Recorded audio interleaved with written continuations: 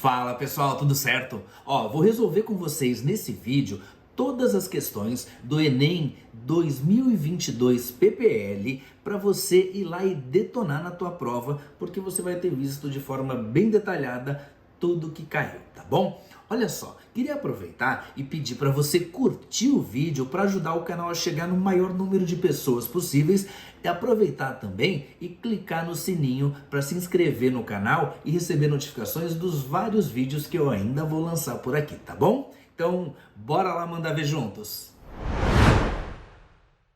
Pessoal, a gente vai resolver juntos agora uma questão que ela tem um viés mais artístico, um viés mais interpretativo, que não depende tanto ali dos nossos conhecimentos de aula, sim, claro, para tirar algumas conclusões, mas é diferenciado, tá? Achei diferenciada a questão.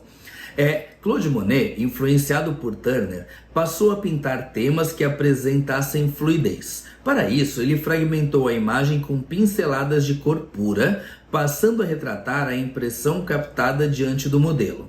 Monet inspirava-se, por exemplo, no pôr do sol, na luminosidade do feno ou num jardim florido. Suas obras contêm a característica de dissociação das cores e degradação dos tons complementares. As linhas não eram misturadas na palheta. Dessa forma, as tintas não eram misturadas na palheta. Dessa forma, a luz emanada das manchas e das pinceladas coloridas impressionava a retina, formando novas cores. Daí ele fala assim: diante dessa nova concepção artística, a cor Gente, então assim, o que é a cor? Ele fala composta por uma substância química que, sob a incidência dos raios luminosos, absorve-os, refletindo para os nossos olhos os raios de tons vermelhos. Na verdade, gente, o que vai acontecer é que ela vai absorver parte da radiação e vai refletir somente algumas cores, mas podem ser diversas cores, vai depender de qual tinta a gente está falando, e aí essa tinta vai chegar até os nossos olhos e a nossa retina vai perceber essa informação, tá? Formada pelo equilíbrio óptico causado pela impressão simultânea de cores como magenta, ciano e amarelo, consideradas cores primárias. Não. Imaterial, imaterial quer dizer, irreal não é real, imaterial não é algo material, eu entendi assim, tá? Dessa forma. E só se pode senti-la, a cor, né? Passando a ser uma sensação provocada pela ação dos raios de luz, sobre os nossos olhos, exatamente, mais especificamente, na retina. A questão das cores... Opa, ficou uma retinha aqui.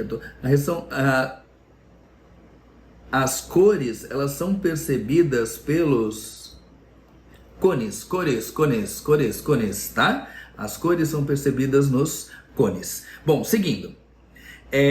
Vamos ver o que tem de errado nas outras. Resultante da mistura ótica de duas outras que estão presentes em sua composição de origem, causando um equilíbrio entre elas. Também não faz sentido. E diz que a cor é física, né? Algo material que existe ali. Presente nos raios solares e na luz branca, sendo impossível perceber sua existência pela decomposição da luz solar. Não, né, gente? A decomposição da luz percebida pelo Newton foi o que mostrou a diferença, a presença das várias cores de luz na luz branca, na luz solar. Então tá errado aqui também pra gente. Então o melhor gabarito aqui pra gente seria a letra C. Questão um pouquinho estranha, um pouquinho diferente, aí buscando ali o lado artístico da coisa também. Mas enfim, vamos lá, faz parte. Apareceu assim pra você, apareceu assim pra todo mundo e bola pra frente. Pessoal, a gente vai resolver juntos agora uma questão sobre quantidade de movimento e impulso, tá? Esteiras e escadas rolantes são dispositivos que deslocam a velocidade constante os objetos neles colocados por meio de sistemas de controle com sensores. Quando a massa total do dispositivo varia, seja pelo acréscimo ou pela retirada de objetos, a ação de forças impulsivas mantém a velocidade constante. Como exemplo, considere que a massa total diminua de 1.200 kg para 1.000 kg em um intervalo de tempo de 0,1 segundos e que, então, seja aplicada uma força impulsiva de 250 newtons para manter constante a velocidade. Pessoal, a ideia é a seguinte, eu tinha aqui uma massa de 1.200 quilogramas, certo? Aí, essa massa reduziu para 1.000 quilogramas, certo? Num intervalo de tempo de 0,1 segundos. E ele disse pra gente que teve uma força atuando ali de 250 newtons para manter a velocidade constante, certo? Então foi aplicada uma força ali de 250 newtons. Bom, de qualquer maneira, ele diz assim: no exemplo mencionado, o valor da velocidade constante do dispositivo é em metros por segundo. Vamos pensar uma coisa aqui. A massa diminuiu. Para que ele tinha uma massa, né, e uma velocidade aqui, v. Então eu posso dizer que ele tinha uma quantidade de movimento inicial. Depois, ele manteve a mesma velocidade. Opa, a quantidade de movimento final é menor, né? Por que que é menor? Porque a velocidade é a mesma, mas a massa diminuiu e quantidade de movimento é massa vezes velocidade. Isso significa que foi aplicada uma força F aqui no sentido contrário. Bom, de qualquer forma, a gente aprende que ali, como tem uma força aplicada durante um certo intervalo de tempo, a gente tem o impulso dessa força. E o impulso é dado por variação da quantidade de movimento. Certo? É uma questão vetorial. Impulso é para a gente dado por força vezes tempo. Se eu estou considerando para a direita positivo e essa força está para a esquerda, eu vou colocar um sinal de menos aqui. Agora, variação da quantidade de movimento é a final, que é massa vezes, né, massa final vezes velocidade final, menos, variação é final menos inicial, menos massa inicial vezes velocidade inicial.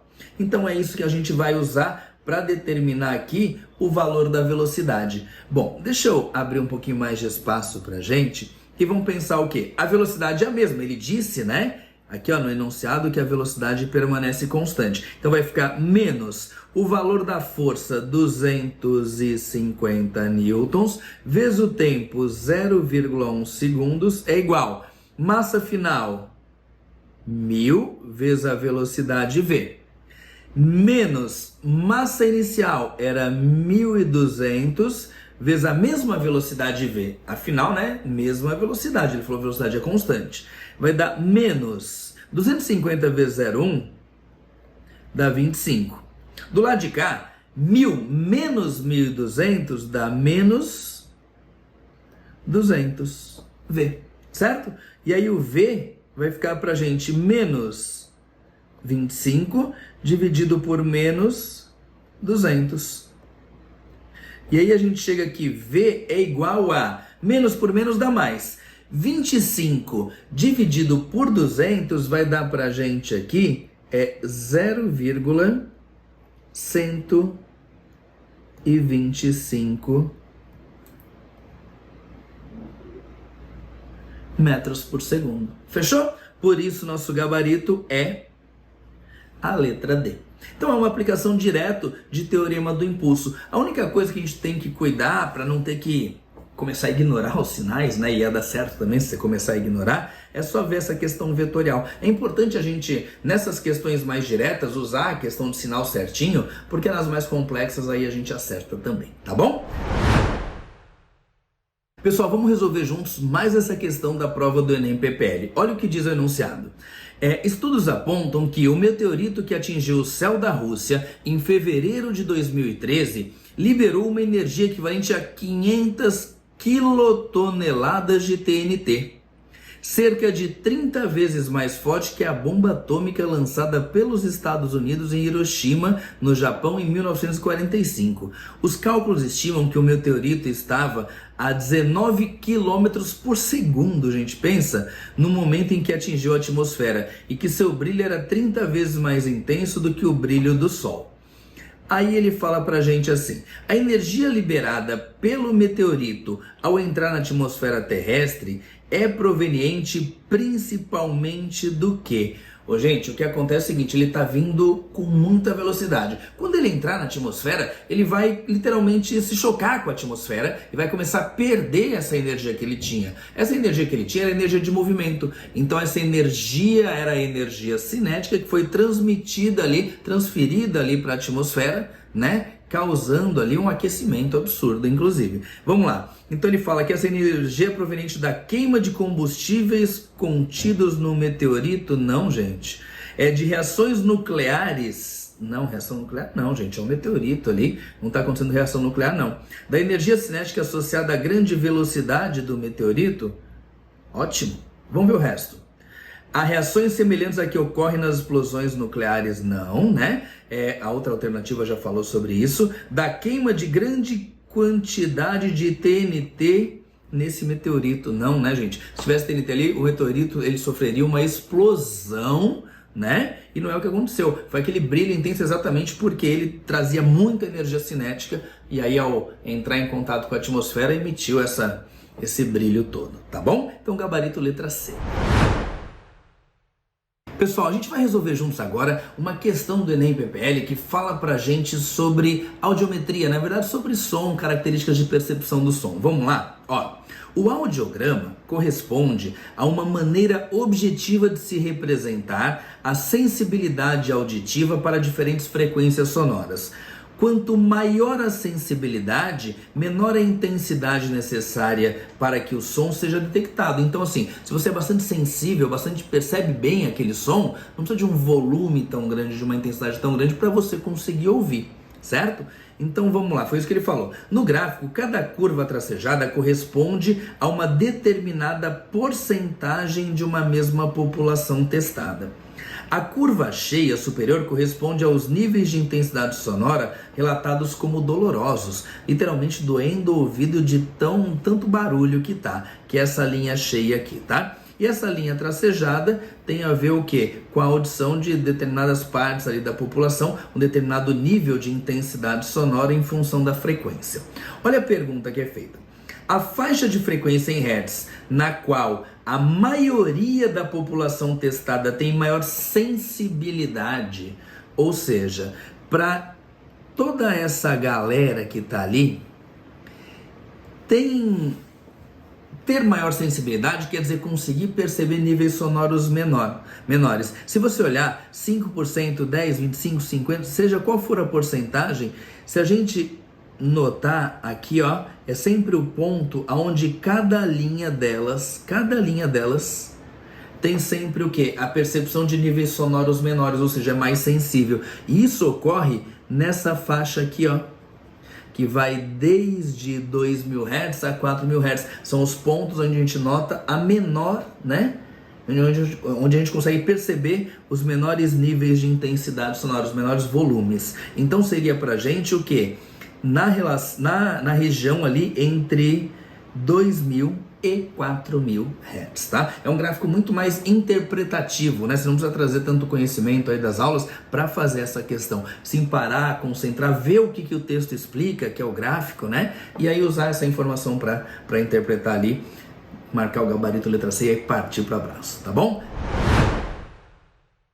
Pessoal, a gente vai resolver juntos agora uma questão sobre atrito, então a gente vai falar de materiais diferentes e uma característica muito comum da prova do Enem, tanto primeira aplicação quanto PPL, é cobrar da gente a questão da análise financeira. Poxa, tem vários produtos que me atendem, mas como que compensa mais financeiramente? Vamos lá?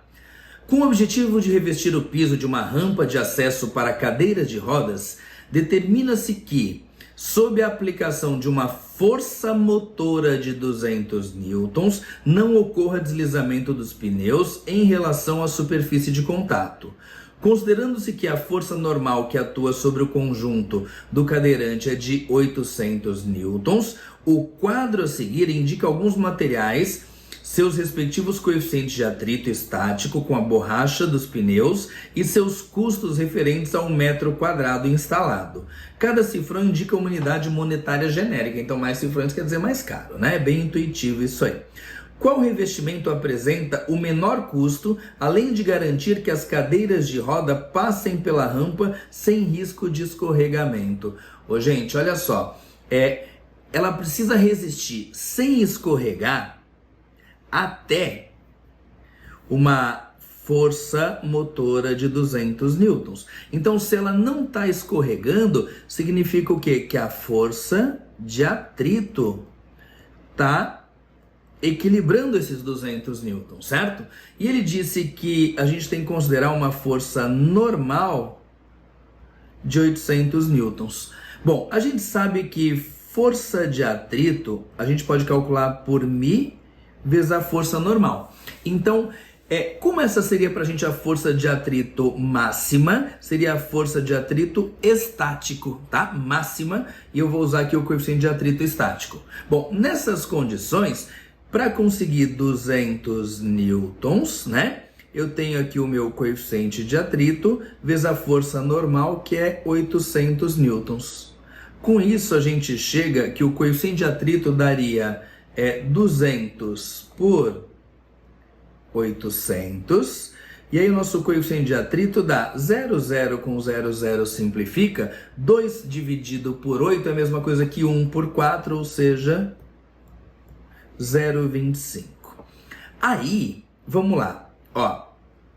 Eu preciso de coeficiente de atrito pelo menos igual a 0,25. Se ele for maior do que isso, tá tranquilo. Ele só não pode ser menor, porque senão a cadeira não vai passar nos testes ali. Então, das alternativas que eu tenho, esse aqui tá descartado.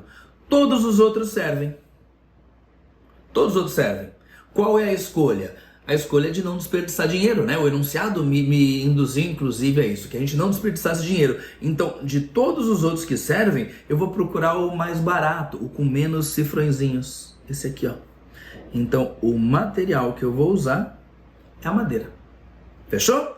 Então, todos eles atendem, para não ter problema de escorregamento, que é o que a gente não quer. Porém, eu vou gastar o mínimo possível. Então, vai ficar pra gente a madeira, tá? Cimento não serve porque, assim, ó, é o mais barato de todos, mas o coeficiente de atrito não é suficiente para sustentar ali, tá bom? Bom, visto isso, a gente vai procurar madeira aqui no gabarito, e nosso gabarito é a letra C.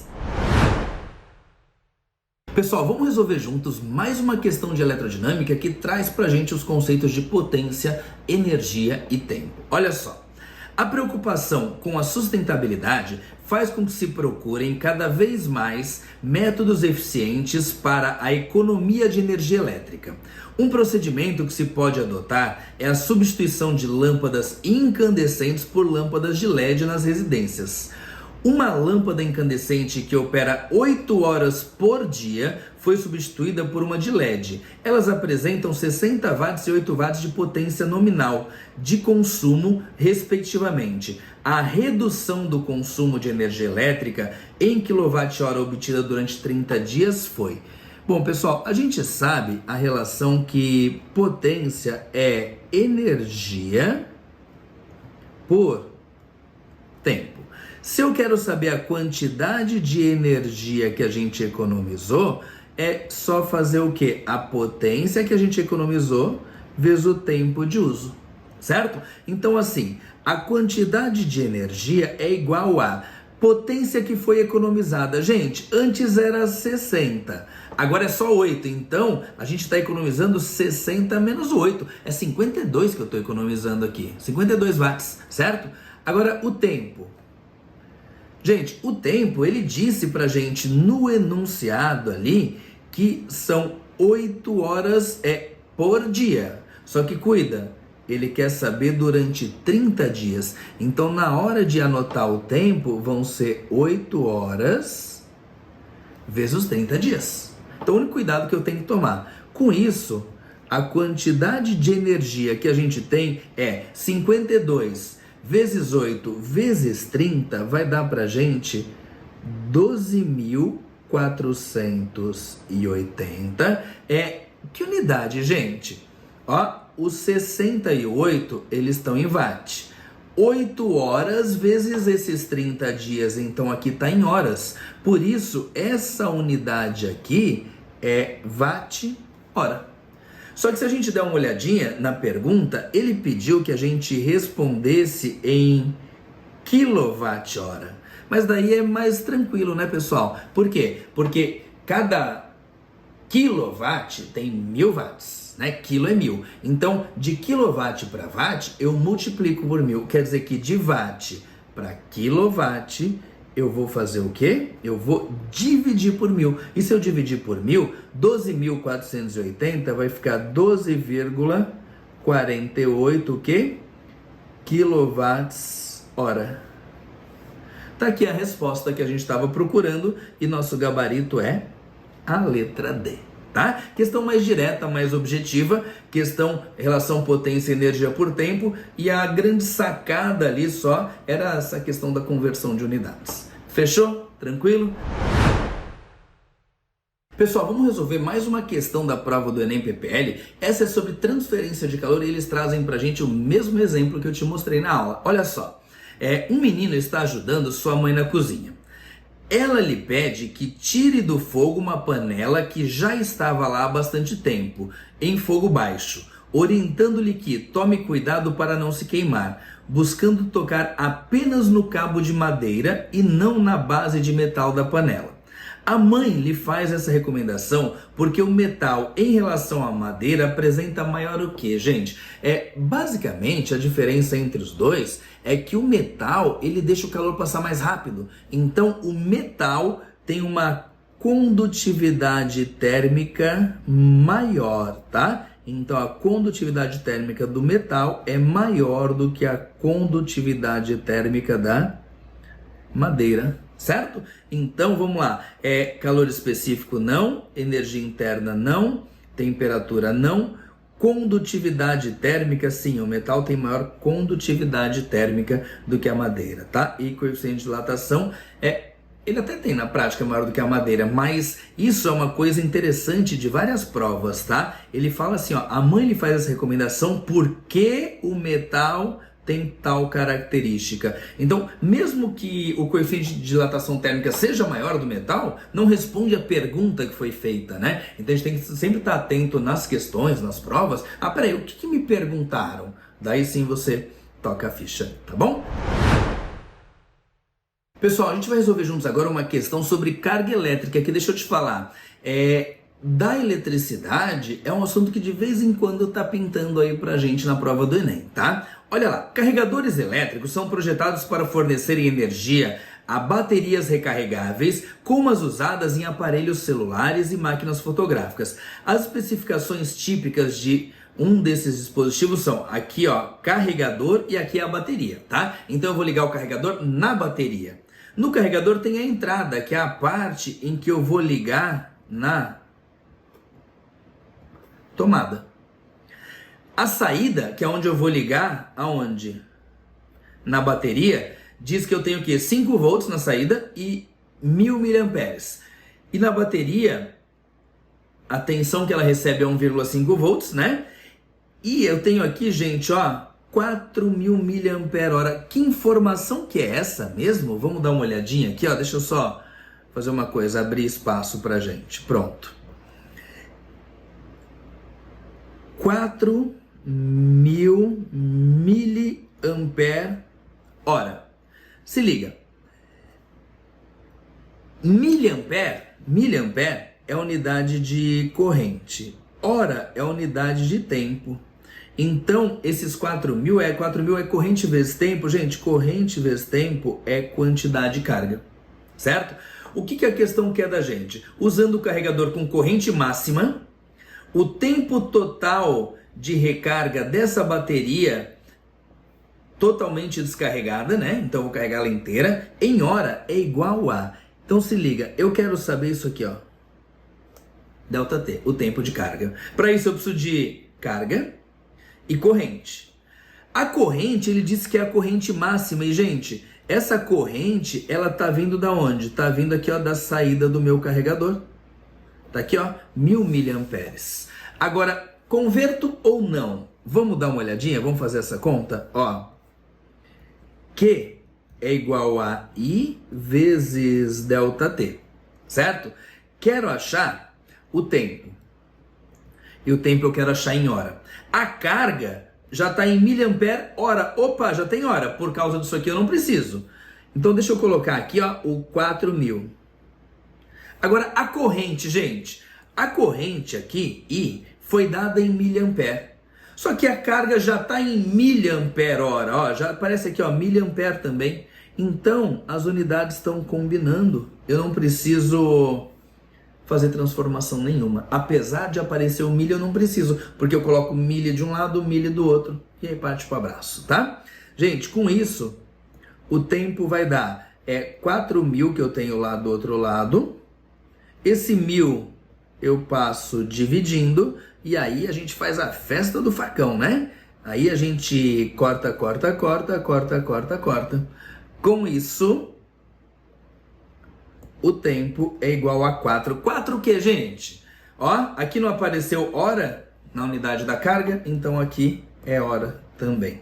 Foi? Por isso, nosso gabarito é a letra C. Fechou, pessoal? Pessoal, a gente vai resolver juntos agora mais uma questão da prova do Enem PPL, questão bem interessante, completa e bem elaborada. Bora lá mandar ver juntos. Ó, em virtude do frio intenso, um casal adquire uma torneira elétrica para instalar na cozinha. Um eletricista é contratado para fazer um novo circuito elétrico para a cozinha, cuja corrente será de 30 amperes, com a finalidade de eliminar os terminais da torneira elétrica. Ele utilizou um par de fios de cobre de área de seção reta 4 milímetros quadrados e de 28 metros de comprimento total, desde o quadro de distribuição, onde ficam os disjuntores, até a cozinha. A tensão medida na saída do quadro de distribuição é 220 volts. Considere a resistividade do fio, 1,7 vezes 10 a menos 8. Considerando a resistência elétrica da fiação, a tensão aplicada aos terminais da torneira é mais próxima de... Gente, o que acontece? Ó, eu tenho lá no quadro de luz 220 volts. Aí eu tenho a fiação, por onde vai passar a corrente elétrica ali para alimentar o meu circuito. E naturalmente esse fio, como a questão passou tamanho dele, dados desse tipo, esse fio vai ter uma resistência elétrica. Significa o quê? Que vai ter uma perda de tensão aqui nesse fio. A tensão do fio. Aí, lá na torneira, eu vou ter uma tensão disponível na torneira. Que tensão que vai ser essa? Vai ser os 220 volts menos a tensão elétrica perdida no fio. É isso que vai acontecer. Então, assim, para a gente resolver a questão, eu só preciso descobrir o que é a tensão no fio. Como que eu posso calcular a tensão no fio? Gente, direto, usando U igual a R vezes I. Foi? A tensão do fio vai ser o que? A resistência elétrica do fio vezes a corrente elétrica. Certo? Corrente elétrica, vamos lá no texto? Ele deu pra gente aqui, ó, 30 amperes. Então, corrente, eu já sei. Para acabar a questão, eu só preciso colocar aqui o valor de R e calcular a tensão no fio. Com isso, então, a gente parte pro abraço, tá? Porque vai ser esse valor vezes 30. Só tem um detalhe, né? A gente não tem essa tensão no fio. Então eu preciso calcular com vocês essa tensão. Mas ele deu as características, né, desse fio aí. Ele falou pra gente, quer ver uma coisa? Deixa eu pintar pra vocês aqui com outra cor. Ele falou que esse fio, ele tem uma área, né, de seção transversal de 4 milímetros quadrados. Passou pra gente o comprimento do fio, 28 metros. E passou pra gente a resistividade elétrica do fio. Então eu consigo calcular essa resistência elétrica R do fio usando o quê? Usando a segunda lei de Ohm, que é Rho vezes L sobre A. A resistência elétrica do fio é igual a resistividade é 1,7 vezes 10 na menos 8. Pessoal, comprimento do fio, 28 metros, dividido pela área da seção transversal. Vamos tomar um cuidado? Ó, tá vendo que aqui apareceu metro? Aqui tá metro, tudo certo. Só que aqui tá milímetro quadrado, não pode. Eu preciso usar em metro quadrado. Então vamos fazer um cantinho de rascunho aqui, ó. É 4 milímetros quadrados. Opa, esse 2 ficou meio estranhinho aqui, né? Eu quero transformar isso aqui para quê? Para metros quadrados. Então, o que eu vou fazer é o quê? O número é o mesmo. Aí, o que vai mudar é isso aqui, ó. Aqui eu tenho milímetro ao quadrado. No lugar de milímetro, eu posso escrever 10 na menos 3 o quê? Metros. Porque esse prefixo aqui, ó, mili, é o 10 na menos 3. Certo? Olha a conclusão que eu chego aqui com vocês, que 4 milímetros quadrados são iguais a 4. O 10 na menos 3 ao quadrado, quando é potência de potência, eu só multiplico. Então vai ficar assim, ó, 10 na menos 6 metros quadrados, tá? Então tá aqui. O que eu vou fazer? Na hora de calcular a resistência elétrica, eu vou colocar para vocês aqui 4 vezes 10 na menos 6. Foi? Seguindo, pessoal, resistência elétrica do fio é igual a... Se eu fizer 1,7 vezes 10 a menos 8 vezes 28 dividido por 4 vezes 10 a menos 6, já fiz essa conta em separado para vocês aqui, vai dar aproximadamente 0,12 ohms. Tudo bem? Aí eu vou pegar esse 0,12 e vou substituir aqui.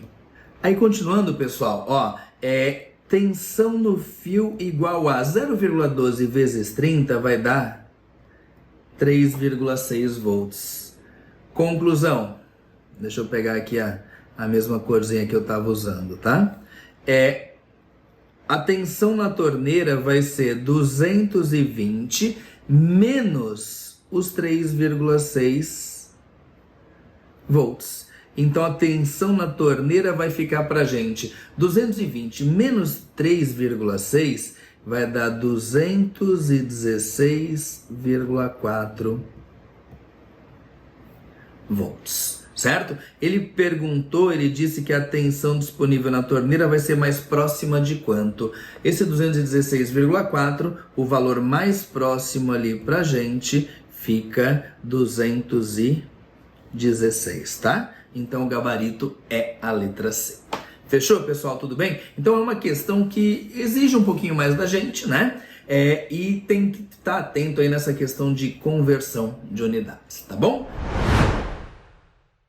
Pessoal, a gente vai resolver juntos mais uma questão de circuitos elétricos que apareceu na prova do Enem PPL. Vamos lá? No circuito elétrico estão associadas 4 lâmpadas elétricas idênticas A, B, C e D. Considere a fonte de tensão ideal. E aí ele vai fazer algumas perguntas. Comparando-se o brilho das lâmpadas, se a lâmpada A queimar, de modo que não possa conduzir corrente elétrica, observa-se que... Primeira coisa que eu tenho que olhar nesse circuito e ter claro, quando ele vai falar de brilho da lâmpada, brilho tá ligado à potência da lâmpada, certo? Como todas as lâmpadas têm resistência elétrica igual, eu posso usar P igual a R vezes I ao quadrado. Aí, olha só que fácil que fica interpretar. As resistências elétricas são iguais. Conclusão, quanto maior for a corrente, maior vai ser a potência, maior vai ser o brilho da lâmpada, certo? Bom, vendo isso, ele falou o quê? Falou que a lâmpada A vai queimar. Primeiro eu quero que a gente consiga enxergar como é que está cada uma das lâmpadas no circuito. Gente, isso é um tipo de treino, quando a gente vai fazer questão, que ajuda muito a nossa vida. Então assim, quero começar marcando com vocês os dois extremos do gerador, tá? Um deles eu vou chamar de A, o outro eu vou chamar de B. E aí quero pegar no meu circuito pontos que são A e pontos que são B. Por exemplo, ó, aqui. Como entre o A e esse ponto não tem nenhum resistor, aqui também é ponto A. Ó, entre o B e esse ponto não tem nenhum resistor e entre esse também não, então aqui é tudo ponto B, eletricamente é ponto B. Aqui, ó, não tem nenhum resistor no meio, então é ponto B. Aqui não tem nenhum resistor no meio, é ponto B. e aqui não tem nenhum resistor no meio, é ponto B. Resumindo, gente, se a gente for redesenhar um circuito como esse, ele está começando nos dois extremos, tá? Os dois extremos são A e B. E aí eu tenho as lâmpadas. Bom, saindo essas lâmpadas daqui, ó, saindo do ponto A e indo para o ponto B, eu tenho duas lâmpadas aqui, ó. Aqui. A e B.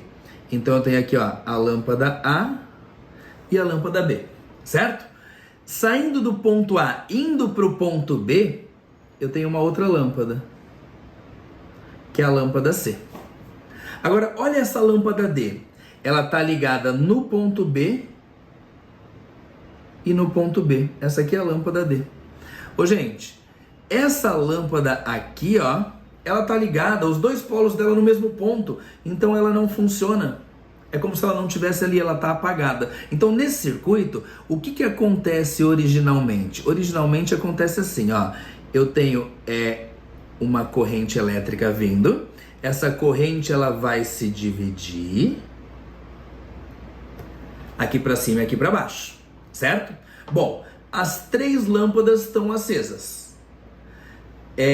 Inicialmente, o que eu posso te dizer? Que aqui em cima,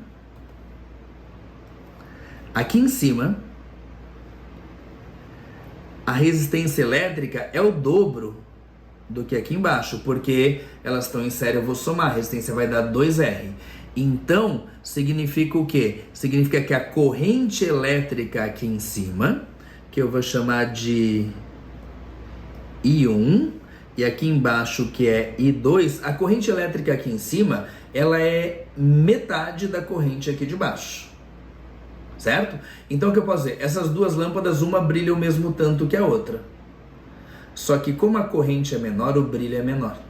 Porque a gente viu que o brilho vai depender da potência que depende da corrente, certo? Então das três lâmpadas, a que mais brilha é a lâmpada C. Mas daí ele fala assim, comparando-se o brilho das lâmpadas, se a lâmpada A queimar, de modo que não possa mais conduzir corrente elétrica. Ô, gente, sabe o que significa a lâmpada A queimar? Significa que eu vou abrir um buraco aqui, ó, no meu circuito. Se eu vou abrir um buraco no meu circuito, o que acontece é que essa corrente aqui não vai mais passar. E aí a lâmpada B apaga. Só a A queimou, né? Mas se ela queimou, ela abriu o circuito. E a B não vai mais continuar acesa. E a C vai continuar acesa normal, porque ela continua ligada direto na bateria nos pontos A e B. Então não altera em nada o brilho da lâmpada C. A B apaga, mas é porque a A queimou e não vai mais passar corrente aqui em cima. Tudo bem? Então vamos lá, ó. Ele fala pra gente assim, letra A. As lâmpadas B e D apagam-se. A D já estava apagada, tá? A B apaga. E a C permanece acesa com o mesmo brilho. Beleza. Só que ficou estranho dizer assim, a D apaga-se, porque ela não vai se apagar, porque ela já estava apagada, né? Vamos lá, letra B. A lâmpada B apaga, perfeito. E C permanece acesa com o mesmo brilho, perfeito. E D permanece apagada. Agora tá legal.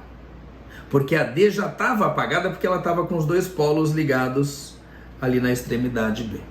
Foi? Mas vamos ver o que está de errado nas outras? A lâmpada B apaga-se, beleza. C permanece acesa com maior brilho, não, com o mesmo brilho, gente. Porque a C, como ela está ligada em paralelo ao gerador, não funciona nada. É a mesma coisa assim, ó, em casa, né? Todos os equipamentos estão em paralelo. Quer dizer que se queimar a lâmpada da sala, a do quarto vai passar a brilhar mais? Não, né? Uma não influencia na outra. Seguindo, a lâmpada B apaga-se, certo? E C permanece acesa com o mesmo brilho, perfeito. E D permanece acesa? Não, gente, a D já estava apagada, né? Porque ela estava ligada no mesmo polo ali, tá? Letra E. As lâmpadas C e D permanecem acesas. Não, gente, a D está apagada. A C permanece com o mesmo brilho, mas a D já está apagada. E B permanece acesa? Não, a B não permanece acesa, ela apaga. Fechou? Então, por isso, nosso gabarito é a letra B. Questão legal essa, tá? Questão que a gente precisa ter estudado bem para conseguir fazer.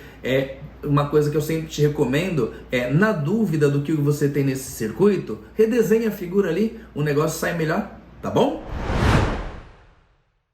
Pessoal, a gente vai resolver juntos mais uma questão de eletrodinâmica e, de novo, aparece pra gente o tipo de questão que é muito característica da prova do Enem, que é colocar amperímetro e voltímetro e a gente tem que saber a forma correta de ligação para saber a função dele no circuito. Vamos dar uma olhadinha no enunciado, olha só.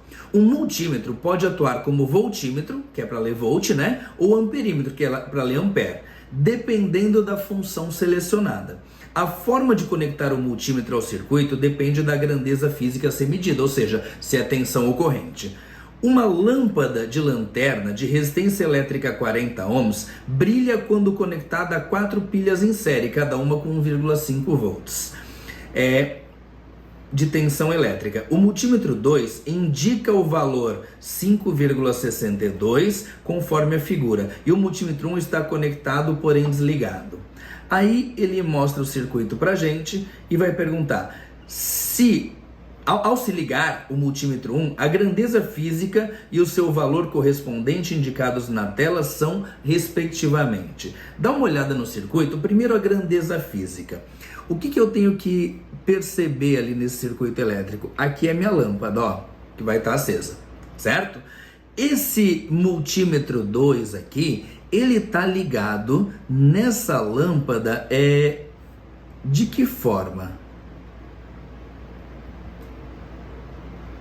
Em paralelo, certo? Se ele tá ligado em paralelo, o que ele tá medindo ali? Ele tá medindo tensão. Inclusive, já posso dizer para você o quê? Que esse valor 5,62 equivale a 5,62 o quê? Volts. Mas não é o multímetro 2 que ele perguntou quem é, né? É o multímetro 1. Se a gente observar o circuito, pessoal, o que a gente vai ter ali, ó? Eu tenho as pilhas, né, ligadas em série.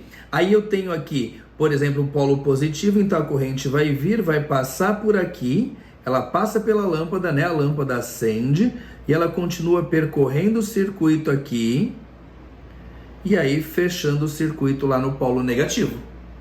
Ou seja, esse elemento que está aqui, o multímetro 1, ele está ligado de que forma ao circuito? Ele está ligado em série. Ou seja, se ele está ligado em série, ele só pode estar lendo corrente, certo? Então, ele funciona como o quê? Como um amperímetro. Então, vamos dar uma olhadinha lá nas alternativas, assim, ó, ele está lendo corrente, então de cara eu elimino as duas últimas alternativas, joia? Agora, a questão pede pra gente a leitura dele. Outra coisa que é bem legal, bem interessante, se a gente conhece ali as propriedades elétricas, que é o que, gente? Vamos pensar assim, ó, a corrente está vindo e toda a corrente que passa aqui pela lâmpada, aqui, ó, e passa por todo o resto do circuito. Então, ele está lendo a corrente do circuito, que é a mesma corrente que está na lâmpada. Então, basta eu descobrir a corrente da lâmpada, que eu sei a corrente que está passando no multímetro 1. Para isso, o que eu vou fazer? Eu posso usar U igual a R vezes I para quem? Para a lâmpada. Tensão na lâmpada não são os 6 volts ali das lâmpadas colocadas em série, né? Porque eu estou medindo que o meu voltímetro só tem 5,62 volts. Então tem aqui, ó, 5,62. Resistência elétrica da lâmpada, gente, deixa eu voltar com vocês aqui no enunciado. E ele deu pra gente, tá aqui, ó, 40 ohms, certo? Então vamos lá, é 40 ohms. E aqui a corrente na lâmpada. Com isso a gente chega aqui, a corrente na lâmpada é igual a 5,62 dividido por 40, a corrente elétrica na lâmpada vai dar pra gente aqui 0,14 14 amperes. Tudo bem? Por isso, nosso gabarito é a letra A, né? A letra B de 0,15, a letra C de 0,29. Pessoal, a gente vai resolver juntos agora uma questão de ótica que fala pra gente sobre lâmina de faces paralelas, tá? Diz o seguinte: o feixe de um laser incide obliquamente, ou seja, inclinado, né, na lateral de uma janela de vidro cujo índice de refração é maior que o do ar e a atravessa. Uma representação esquemática dessa situação utiliza linhas pontilhadas para demonstrar a trajetória que o feixe teria caso não sofresse a refração, e linhas contínuas com setas para mostrar a trajetória realmente seguida pelo feixe. Qual representação esquemática apresenta a trajetória seguida pelo feixe de laser quando atravessa a janela de vidro? Vamos pensar numa coisa, ó. Eu tenho aqui a janela de vidro como duas lâminas ali de faces paralelas, né? Eu vou colocar para vocês um feixe de laser que está vindo nessa direção aqui, tá? Essa aqui é a direção original, só que quando ele incide nessa superfície, eu tenho aqui um determinado ângulo de incidência, tá? O raio de luz vai refratar. Como o índice de refração do vidro é maior do que o do ar, o que acontece é que esse raio de luz, ele se aproxima da normal, certo? Aí, quando ele toca essa outra superfície, ele vai refratar novamente. Ao refratar, o que eu tenho que ter claro? Quando ele muda do ar para o vidro, ele tem uma diferença de índice de refração. Então, ele vai ter uma diferença de ângulos aqui, né? Essa diferença é por aquela relaçãozinha assim, ó. N1 seno de I é igual a N2 seno de R. Então, quando eu estou vindo do ar para o vidro, o ângulo muda de um valor aqui da incidência para um outro valor da refração. Nesse caso, eu estou vindo do vidro para o ar. Então, como eu estou fazendo o caminho contrário do vidro para o ar, o ângulo também volta a ser o mesmo valor que ele tinha antes. O que eu quero te dizer é que o raio refratado vai sair aqui e vai ter uma direção, a direção dele é direção paralela ao raio de luz que estava chegando no vidro. É isso que vai acontecer, tá? Então vamos lá nas alternativas, ver bem direitinho. Letra A, o raio de luz chega, ele refrata aproximando aqui da linha normal e depois ele se afasta da linha normal, saindo paralelo ao que chega. De cara é a letra A, nosso gabarito, tá? Mas vamos olhar as outras alternativas. Aqui, ó, ele desviou quando entrou no vidro, mas ele praticamente não desviou quando saiu e não está saindo paralelo ali ao raio que chega, tá errado. Esse aqui, ele sofreu os desvios, mas olha a inclinação dele, ele teria que sair aqui, ó, paralelo ao raio de luz que chegou, tá errado. Esse aqui, ele colocou o raio de luz refratando para o lado contrário, seria para cá que ele teria que ter refratado. E a letra E também, tá? Então, foram erros de representação, inclusive, para onde tem que desviar o raio de luz. Por isso que nosso gabarito, né, em função do que eu desenhei aqui para vocês, é a letra A, tá bom? Tchau para vocês e até a próxima questão.